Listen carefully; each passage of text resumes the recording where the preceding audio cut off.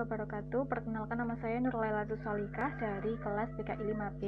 Di sini saya akan menjelaskan tentang materi budaya dan kesehatan untuk memenuhi tugas dari mata kuliah konseling lintas budaya. Yang pertama, saya akan menjelaskan tentang budaya ya. Saya akan menjelaskan tentang definisi budaya. Budaya atau kebudayaan berasal dari bahasa Sangsekerta yaitu budaya, yang merupakan bentuk jamak dari budi, diartikan sebagai hal-hal yang berkaitan dengan budi dan akal manusia. Dalam bahasa Inggris, kebudayaan disebut dengan kultur, yang berasal dari kata Latin colore, yaitu mengolah atau mengerjakan. Dapat juga diartikan sebagai mengolah tanah atau bertani. Nah, untuk wujud dari kebudayaan, menurut Koncoro Ningrat, wujud dari kebudayaan itu ada 3. Yang pertama, sebagai suatu ide, gagasan, nilai-nilai, norma-norma, peraturan, dan sebagainya. Lalu yang kedua, sebagai suatu aktivitas kelakuan berpola dari manusia dalam sebuah komunitas masyarakat. Lalu yang terakhir, yaitu yang ketiga, benda-benda hasil karya manusia, seperti mungkin seni, seperti itu. Lalu yang kedua, saya akan menjelaskan tentang unsur-unsur budaya. Menurut Koncoro Ningrat, unsur-unsur budaya itu ada 7 sistem. Yang pertama itu sistem bahasa. Bahasa yaitu kemampuan manusia dalam membangun tradisi budaya dan menciptakan pemahaman tentang fenomena sosial yang diungkapkan secara simbolik dan mewariskannya kepada generasi penerusnya. Jadi dalam mengembangkan atau menularkan budaya, bahasa itu merupakan hal yang sangat penting. Lalu sistem yang kedua ada sistem pengetahuan.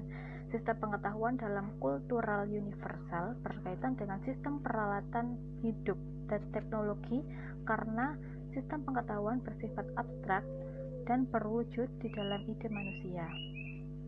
Lalu yang ketiga ada sistem sosial. Menurut Koncoro Ningrat, tiap kelompok masyarakat kehidupannya diatur oleh adat istiadat dan aturan-aturan mengenai berbagai macam kesatuan di dalam lingkungan di mana dia hidup dan bergaul dari hari ke hari. Ini biasa kita pelajari, yaitu peraturan atau perilaku manusia diatur oleh pola-pola yang ada dalam lingkungannya. Lalu yang keempat ada sistem peralatan hidup dan teknologi. Manusia selalu berusaha untuk mempertahankan hidupnya, sehingga mereka akan selalu membuat peralatan atau benda-benda tertentu. Ini peralatan atau benda-benda tertentu sudah pasti untuk membantu atau mendukung pekerjaan atau keseharian suatu masyarakat. Lalu yang kelima ada sistem mata pencaharian hidup. Ini berarti bagaimana seorang masyarakat atau masyarakat di suatu daerah memiliki mata pencaharian atau penghasilan dari kehidupannya sehari-hari. Lalu yang keenam ada sistem religi. Ini berkaitan dengan agama dan kepercayaan masyarakat di suatu daerah biasanya ya. Lalu yang terakhir yaitu sistem kesenian, sudah pasti berupa musik, seni tari, seni drama, dan lain-lain dalam suatu masyarakat di suatu daerah. Lalu sudah sampai situ saja penjelasan budaya dari saya. Lalu yang kedua, saya akan menjelaskan tentang definisi kesehatan.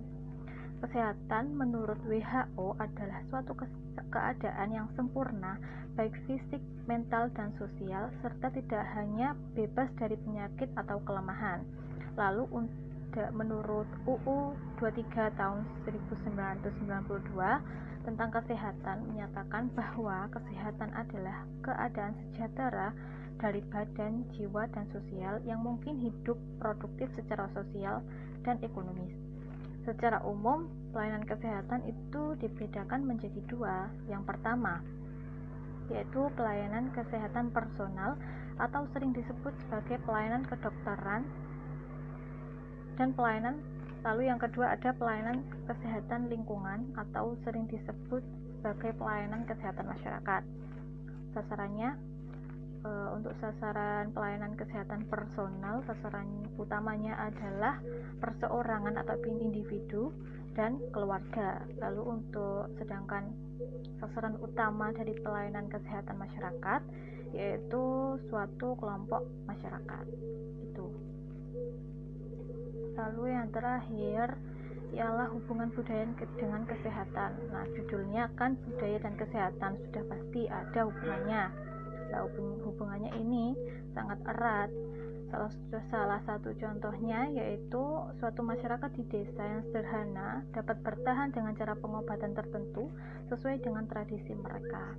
Kebudayaan atau kultur dapat membentuk kebiasaan dan respons terhadap kesehatan dan penyakit dalam segala masyarakat tanpa memandang tingkatannya. Karena itulah penting bagi tenaga kesehatan untuk tidak hanya mempromosikan kesehatan saja, tapi juga membuat mereka mengerti tentang proses terjadinya suatu penyakit dan bagaimana meluruskan keyakinan atau budaya yang dianut hubungannya dengan kesehatan. Jadi dengan kata lain, peran pemerintah dan juga tenaga kesehatan itu sangat penting dalam menyadarkan masyarakat, khususnya masyarakat yang masih